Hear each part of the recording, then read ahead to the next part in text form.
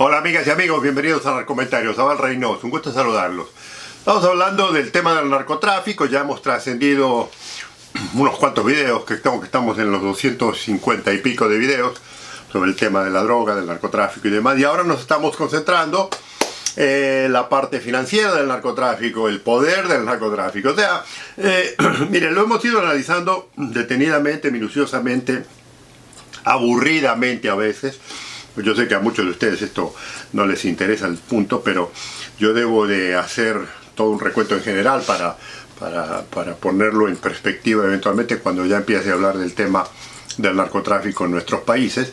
Entonces tengo que hacer toda una reseña de los puntos importantes y los aburridos.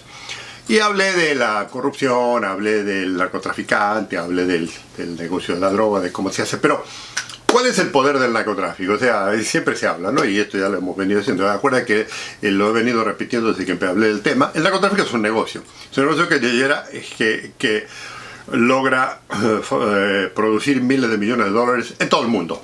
Y que hoy en día, en realidad, este tema afecta a todo el mundo.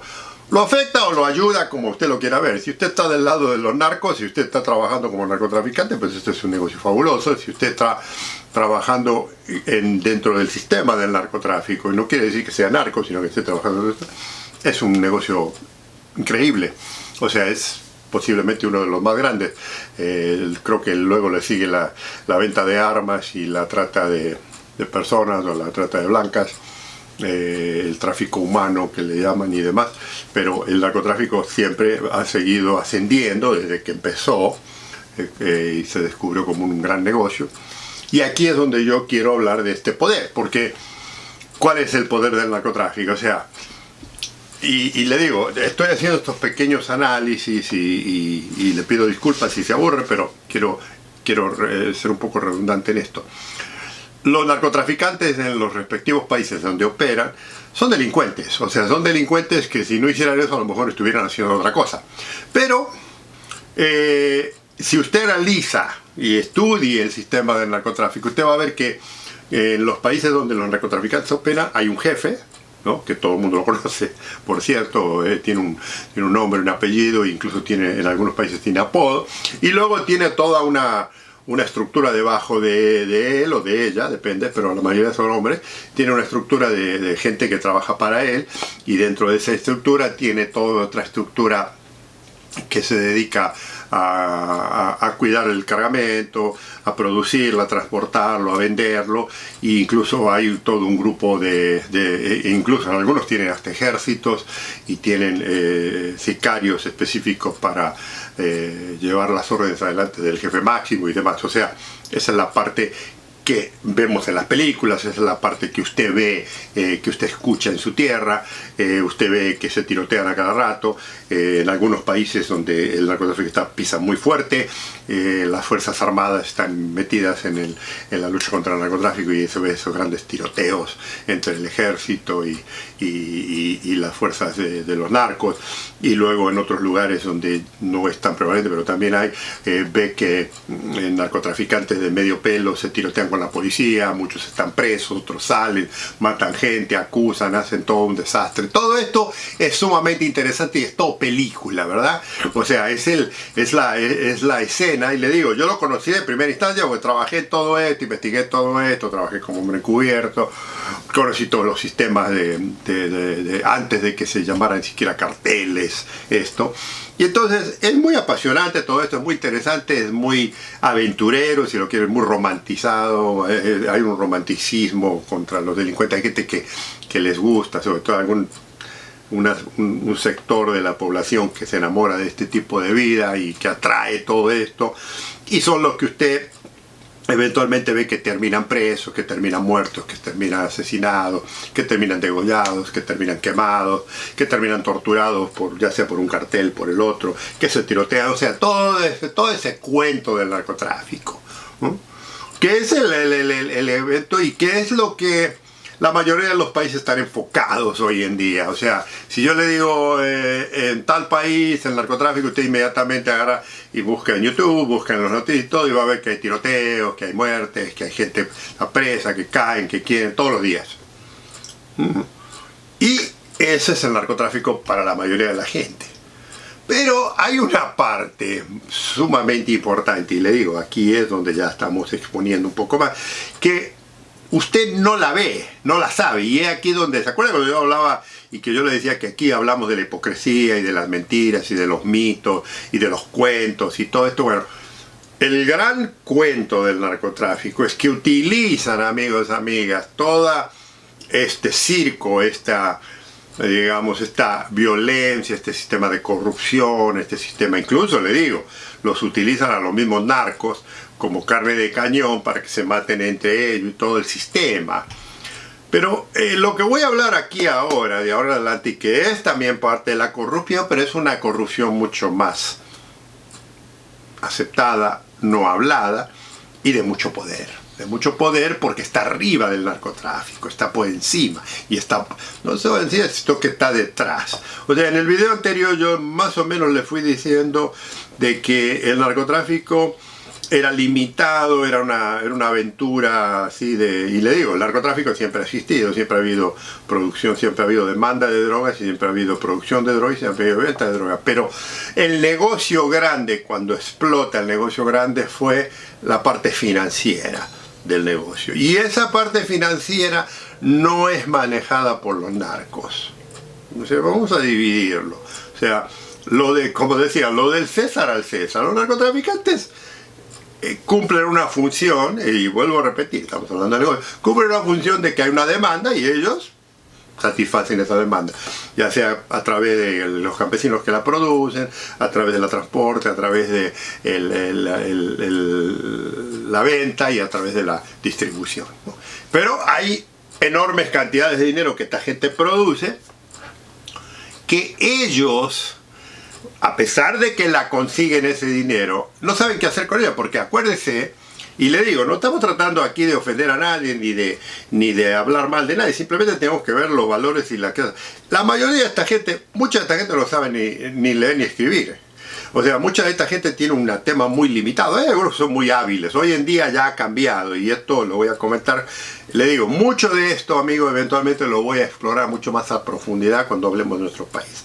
Pero si usted estudia algunos de los grandes narcos, era gente muy limitada, eran delincuentes, vamos a irnos a los que ya no están aquí, eran gente muy delincuentes que empezaron en crímenes comunes y después encontraron su nicho en esto, hicieron famosos, pero muchos de estos eran personas muy violentas, no eran personas cultas, no eran personas hábiles, no eran... Entonces, pensar que ellos eran los grandes monstruos del narcotráfico y que ellos son los grandes monstruos del narcotráfico es ser muy limitado en su análisis del tema. Porque, le vuelvo a repetir, los miles de millones de dólares que el narcotráfico con estas personas genera no es controlado por ellos, es controlado por toda una estructura financiera de gente muy hábil, de gente muy astuta, de gente que no arriesga. Oigan, lo que les voy a contar de ahora en adelante no son gente que se arriesga, ni es gente que se conoce en el ambiente, ni que usted ni se entera. O sea, toda la estructura del narcotráfico que usted conoce es una pantalla, es un espejo, es una cortina de humo. Estos hombres y algunas mujeres que participan en el narcotráfico son, digamos, figuritas intercambiables, y tal es así que cuando usted arresta a alguien, lo reemplaza otro. Cuando ellos mueren, ya sean a través de encuentros con la policía, con el ejército o entre ellos mismos, siempre hay alguien que lo reemplaza. Siempre hay un sobrino, hay un hijo, hay un amigo, hay un compadre, hay alguien que lo reemplaza. Entonces esa gente nunca se acaba, pero fíjese que nunca llega a ningún otro nivel, porque una vez que ya, y amigos, esto es una realidad, una vez que a uno de estos individuos lo cataloguen y lo identifiquen como narcotraficante, esa persona en el país que sea tiene que andar corriendo y escondiéndose. O sea, escondiéndose de las autoridades, escondiéndose, si es en nivel internacional, de las agencias federales de otros países, o sea, siempre, y además se tiene que andar protegiendo de que las fuerzas policiales de su país, cuando cambian los gobiernos, los vayan a ir a arrestar para extorsionarlos, para sacarle dinero, o también tienen el problema de que los quieren matar los otros para quedarse con el territorio de ellos, para quedarse con el cargamento de ellos, para quedarse con la estructura de ellos. Esto Ha ocurrido, ocurre y seguirá ocurriendo siempre mientras el narcotráfico exista. Ahora, ¿qué pasa? Esa gente, le digo, muere, va a la cárcel, constantemente usted la reconoce y demás. Pero, ¿qué pasa con la gente que le maneja a estas personas, a los narcos, que le maneja toda la parte económica? ¿Usted sabe quiénes son esas personas? Le aseguro que usted no tiene ni idea quiénes son. Y eso es la parte más interesante del tema, es la parte más corrupta del tema, y es la parte que nadie puede hablar. En su país, usted no puede hablar, ni va a oír jamás mencionar ni hablar de los grandes magnates, de los grandes banqueros, de los grandes inversionistas, de los grandes que viven, porque viven, del financiamiento del dinero, del lavado, de la inversión que el narcotráfico hace en su negocio, en su industria, en su bufete jurídico, en su estructura política. Eso no lo hablan, y eso es lo que vamos a hablar de ahora en adelante. O sea, hay toda una estructura. Entonces, aquí lo que tenemos que hablar, antes de meternos, digo, voy a hablar de Latinoamérica, pero primero quiero hablar acá, porque cuando yo estoy hablando de estructuras financieras, este país es extraordinariamente poderoso en lo que al financiamiento, lo que al sistema bancario, lo que al sistema monetario internacional tiene que ver. O sea, Estados Unidos es el gran luchador, ¿no? Con la capa y con el antifaz si es Batman, o con la capa si es Superman, o quien sea, contra el narcotráfico internacional, ¿no? Eso es, te digo porque parte del sistema, nos poníamos la camiseta, salíamos, hacíamos todo eso. Pero,